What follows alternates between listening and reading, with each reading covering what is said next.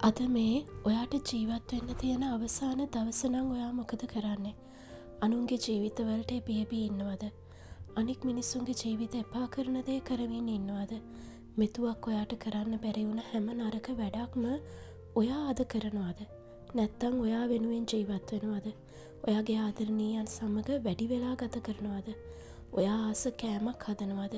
නිදහස්ව සිතවිලි එක්ක ජීවත් වෙනවද? ජීවිතේ හැම දවසක්ම මේ මගේ අවසන් දවස කියලා හිතලා ජීවත් වුණාම මිනිස්සු අතින් පව් සිද්ධ වෙනවා අඩුවිලු. ඒ ජීවිතේ වටිනාකම දැනෙන නිසා. මේක මට හිතුණ දෙයක්වත් මට දැනුණ දෙයක්වත් නෙවෙයි. තරුණ හාමුදුරු නමක් බණකදි කිව්ව දෙයක්. අන්න එතකොට නම් මට ඒ කීව වචන ටික හොඳටම දැනුණා. හැම දවසක්ම අලුත් දවසක්, නව ආරම්භයක්, අලුත් අවස්ථාවක් කියලා හිතලා පටන් ගන්නවා වගේම අද මගේ අවසාන දවස කියලා හිතන් ජීවත් වුණොත් අපි ජීවත් වෙන්නේ අපි වෙනුවෙන්. ඊර්ෂ්‍යා කරන්න, කුහකකම් කරන්න අපිට වෙලාවක් නැහැ. අපිට අපි වෙනුවෙන් ජීවත් වෙන්න සැනසෙල්ල හුස්ම ගන්න තියෙන හින්දා.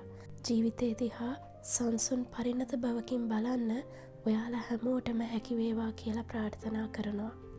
ගොඩක් ස්තුතියි අහන් හිටියටයි බලන් හිටියටයි.